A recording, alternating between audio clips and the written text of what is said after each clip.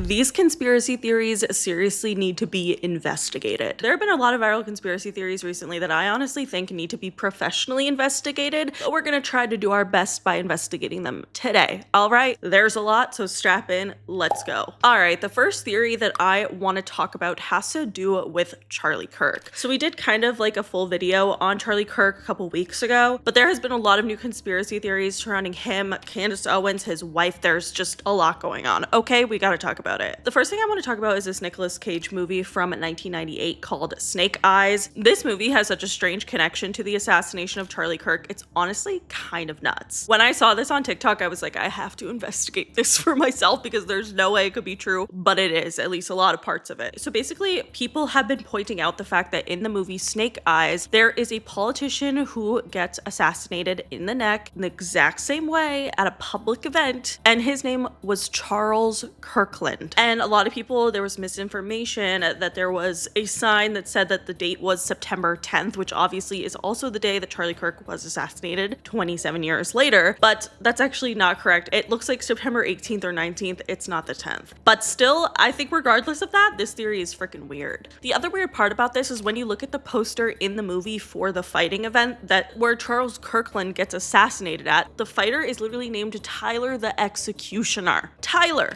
Who's Tyler? Tyler Robinson is the person who has been arrested for assassinating Charlie Kirk. That's weird. I'm sorry, it's weird. Obviously could be a coincidence, but I just don't believe that. I'm sorry, I think that's weird. I don't know. To me, it's just a little too on the nose here. Like, obviously, it's not exact. Tyler the Executioner is not the person who shot Charles Kirkland in the Snake Eyes movie, but still, the fact that his name is there, it's weird. And obviously, Charles Kirkland, I don't think you could get any closer to Charlie Kirk than that. Like, that's the same name, essentially, just adding land. I don't know. Even besides the fact that this movie poster doesn't say September 10th, it's still a political figure. Charlie Kirk obviously was like a political far-right activist, but either way, political in some sense, gets assassinated in the neck on a day in September around someone or by someone named Tyler. I don't know. I'm sorry. I think it's weird. There are a lot of little strange coincidences like this, and I don't know exactly what to make of it. I'm not gonna lie. I don't know if I think that means that like the Charlie Kirk assassination was planned or inspired by this movie. I don't know, but I do think it's weird. And I also think history kind of has a way of repeating itself, even though this was obviously a movie. There's just so many different strange coincidences in life that honestly makes me 100% believe that life is a simulation. Sorry, that's just the route I go whenever these coincidences happen, because I'm just like, it's such a small world, even though the world is obviously large as hell. What is that? Like, I think about that a lot. But I want to hear your guys' thoughts on this theory. What do you think it could mean? Do you think the government or Tyler himself took inspiration from this movie and decided to go about the assassination of Charlie Kirk in this way? I don't know. But what I will say is Candace Owens is now claiming that Tyler Robinson was not Charlie Kirk's killer. So let's talk about that, because that's crazy. She's yapping again on social media, and honestly, I think it's interesting. Do I ever really agree with Candace Owens? Like 99% of the time, no. But I'm not gonna lie, she has agreed with me lately, if that makes sense. And I'm not gonna lie, Candace Owens has been talking a lot about the assassination of Charlie Kirk. I honestly think we should take her words into consideration, okay? She's a pretty big political figure. She's obviously involved to an extent within the industry, the government. She's seen how things work behind the scenes. She worked with Charlie Kirk closely. There's a lot of conspiracy around it. And let's talk about what she's saying currently about Tyler Robinson. This is what Candace Owens wrote on her Instagram story. She wrote, quote, "Tyler Robinson is not suicidal. The entire narrative that was placed in the media about him having been suicidal is completely fictional, as are many aspects of what we've been told. His father having, quote, turned him in after a confession is also complete fiction.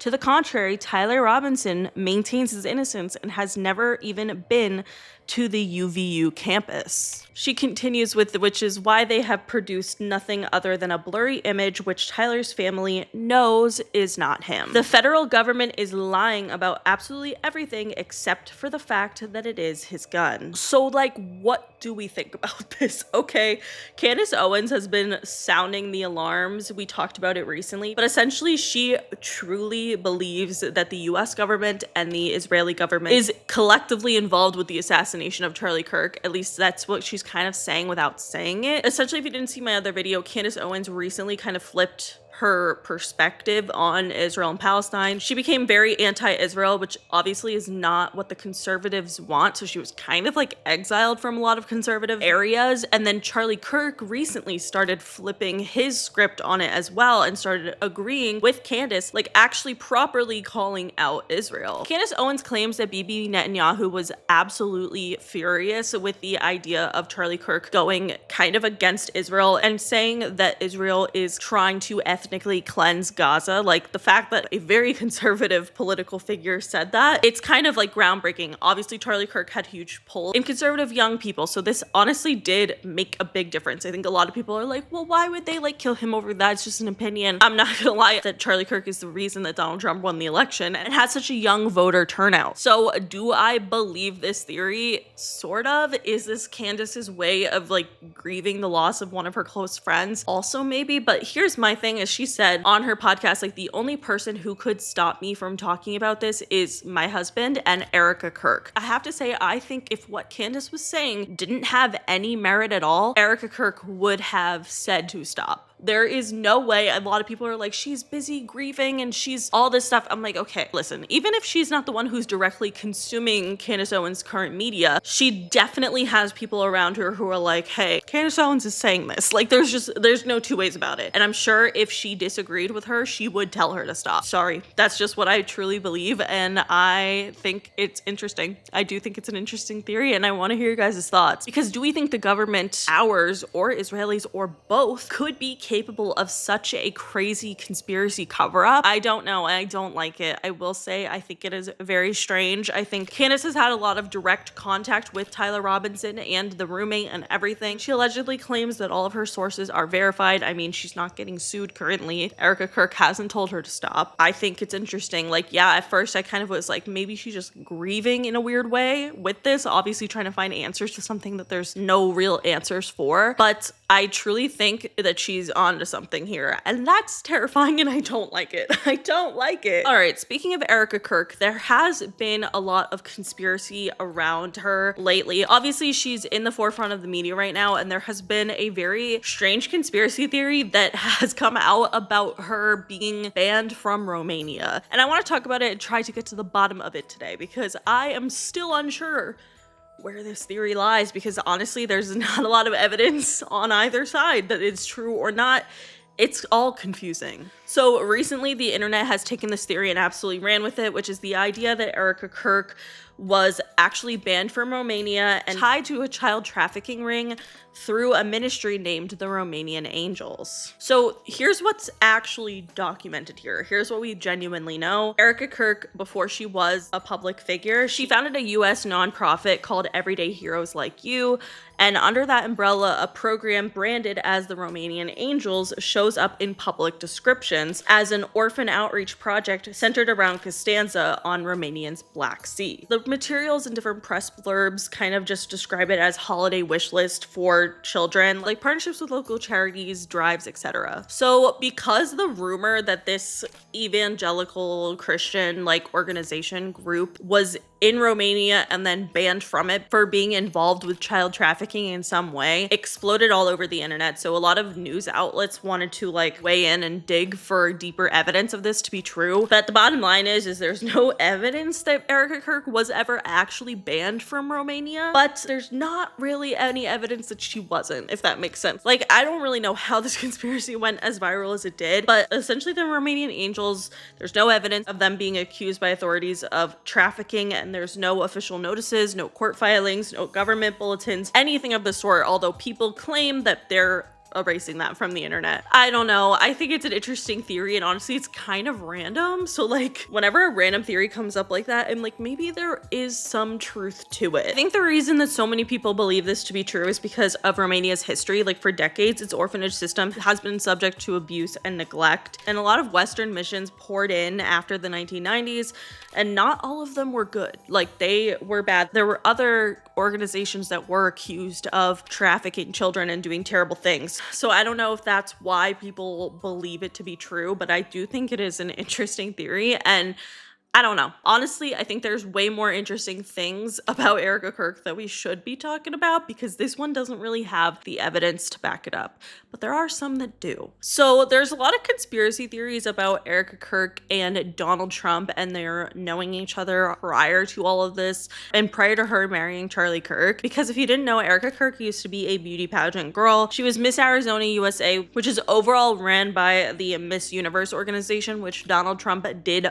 own or co-own at the time. So there's kind of like a deeper conspiracy theory that like all of this was set up in a way. And I don't know, I think it's interesting, but I think it goes a little bit deeper and a little bit tinfoil hatty, I can't lie, when we talk about JonBenet Ramsey. I know. Where'd she come from? There's a little theory. Obviously, we know the theory that Katy Perry is actually JonBenet Ramsey, but let me tell you what the internet has been saying lately.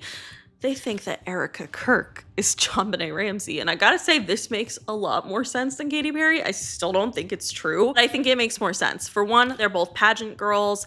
Erika was obviously born in 1988 and JonBenet was born in 1990. I don't really think this theory has that much proof or evidence to it other than they kind of look alike. And a lot of people believe that JonBenet Ramsey was involved with the Epsteins and Jeffrey Epstein, Ghislaine Maxwell.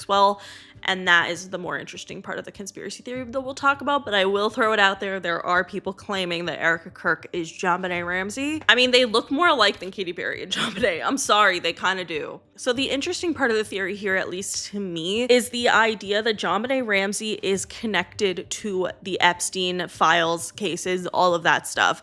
And I think that this could maybe be true, okay? It's a little too weird to not be, or not have at least a little truth to it. So this one particular image from a JonBenet Ramsey documentary went completely viral. And the reason it went so viral is because if you look at the person in the background, she low-key is Ghislaine Maxwell. Like, that looks exactly like her. And why would they be in the same room? Why would JonBenet Ramsey and Ghislaine Maxwell be in the same room for any other reason than something horrible? That's what I want to know. Okay, so first of all, the photo is 100% real. It's not AI, it's not doctored. The question is that actually Ghislaine Maxwell in the background? That we don't know, but we can just speculate. I mean, I personally think it literally looks exactly like her. It has to be her. I'm sorry. And I think that's weird, and it kind of proves a further conspiracy theory about what actually happened to JonBenet Ramsey. So a lot of people believe that JonBenet Ramsey's murder was within her family. Many people think it was her brother Burke and maybe an accident of sorts. Many people think it could have been the parents in some way. And I think one of the more kind of underground, I wouldn't say it's as popular as the Burke theory, conspiracy theories of what happened to JonBenet, is that her father, John Ramsey, was involved with some nefarious child trafficking rings. And I have always thought this theory was interesting. I'm not going to sit here and say that I 100% believe it because I think there are a lot of conspiracy theories as to what happened to JonBenet Ramsey that make a lot of sense. But essentially the idea is that John Ramsey was involved with some shady people, and as a result of this, and his daughter ended up dying either kind of on accident, like they were doing terrible things to her and she passed away. But the question of all of that kind of remains unknown. But the answers behind that obviously remain kind of unknown. But it has been a very long running conspiracy theory, and a lot of psychics, which I know not a reliable source, okay,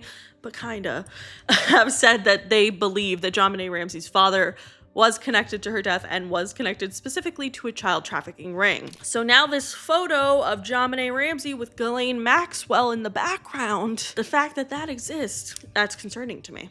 I will say it. That's weird. That is weird because people have had this conspiracy theory about John Ramsey and about a child trafficking ring far before this photo with Ghislaine Maxwell's doppelganger in the background went viral. I truly think this seriously adds a lot to the conspiracy theory. Like, there's parts of each theory that I truly do believe what happened to JonBenet Ramsey. And when I think of it from the lens that her father did it, or her father was involved and there's like a child trafficking ring, I honestly think them being connected to the Epsteins low-key makes a lot of sense. Would there be more of a digital footprint? But also JonBenet Ramsey passed away in 1996, so that was obviously before social media, before the internet is what it is today. I don't know. I do definitely think it's interesting, and I also think it's important to note that there could have been a child trafficking ring with higher up people, maybe not even involving the father himself. Maybe that's like a completely separate theory, if people don't like to believe that the parents could have been involved, I still think that it could lead to a child trafficking ring in some way, just because the Boulder Police Department lost so many documents on the JonBenet Ramsey case. And I'm sorry, anytime that happens, it's immediately suspicious to me, which would mean that somebody allegedly in the upper parts of the Colorado Boulder Police Department might have known someone or have been involved themselves. So I'm just saying. It's seriously a very dark theory, and I don't think we'll ever be able to truly verify it, because that's just hearsay. Like, no one's going to be able to prove whether or not that was Ghislaine Maxwell. Like, it's not a full-on photo that we can perfectly see all of her like specific features.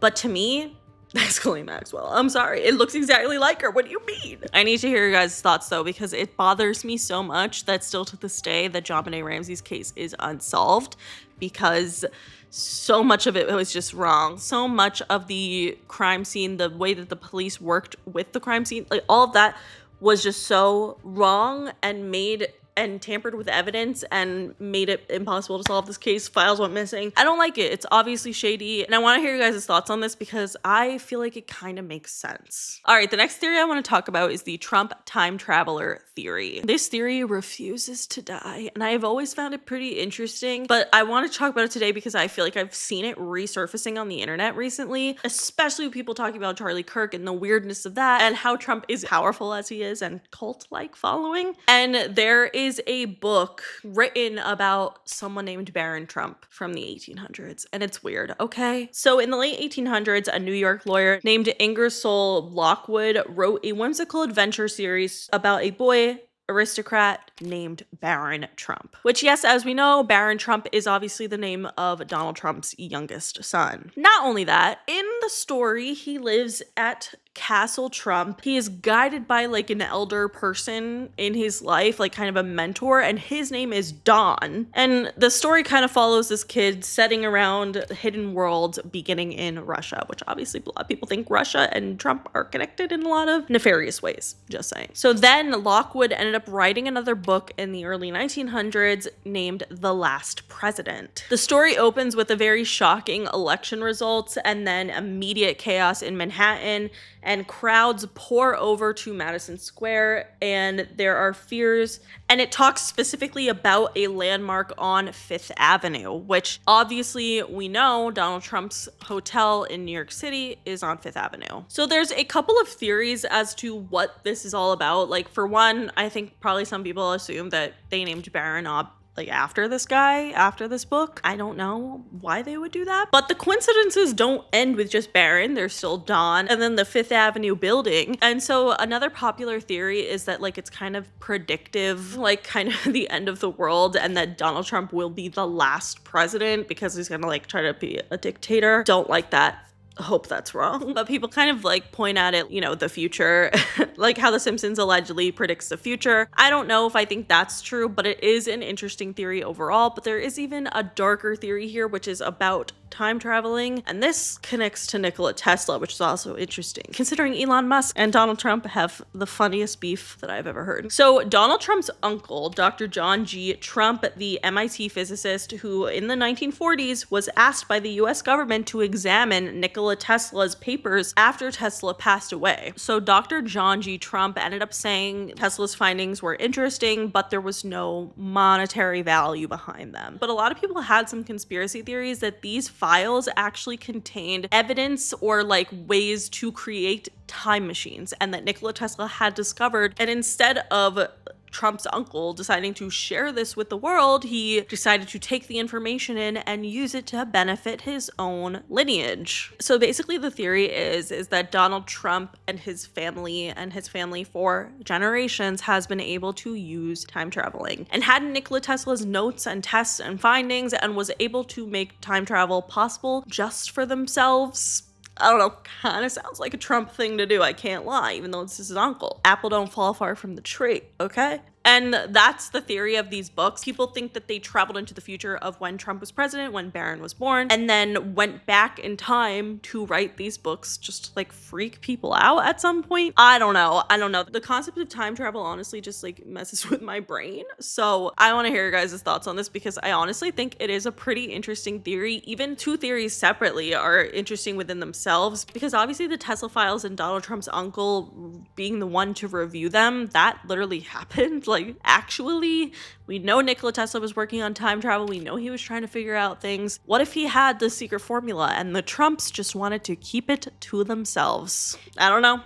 I think it kind of makes sense. Sorry. All right, the last theory that we're going to investigate today has to do with celebrity deepfake. Honestly, not even just celebrities. No one is really safe from this technology, and that's a little scary to me. I'm not gonna lie. So obviously we have noticed the improvement of AI over the past, really like last 5 years. I would say there has been a lot of improvement. And now there can be videos of celebrities and politicians completely edited and made with AI that look very realistic. I mean, I don't think we're really there yet where we're at the point where we really have to worry. I mean, there are probably some people who will believe some of the AI videos, but there have been so many different conspiracy theories about these deepfakes and what they could be used for and who they could be used against. So for one, we've seen it at least with voice calls that people have been using AI to like take someone's voice and call that person's mother and say that they're kidnapped and they need money. And that is so damn scary. I suggest having a safe word with your family so that they know, like, you know what to say if that's like a real situation or if it's someone using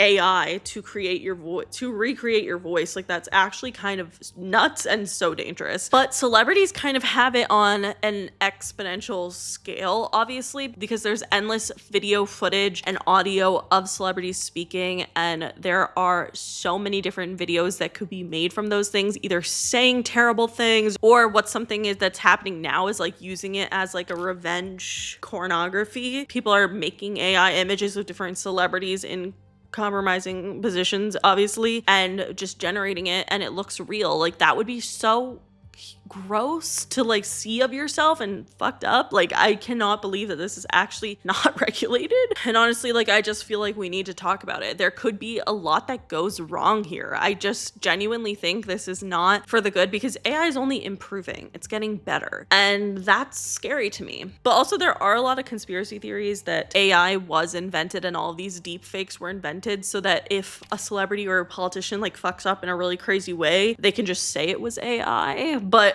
I don't know. I don't know if I think that's true because obviously right now you can kind of sort of tell when something is AI unless their bunny is on a trampoline, okay? Sorry. A lot of people think these deep fakes are being used against celebrities as blackmail, like by the Illuminati. I think that's an interesting conspiracy theory. I want to hear your thoughts because I'm not into the deep fake technology. It's freaking me out. It is very scary and I think it's only going to improve and I don't like that.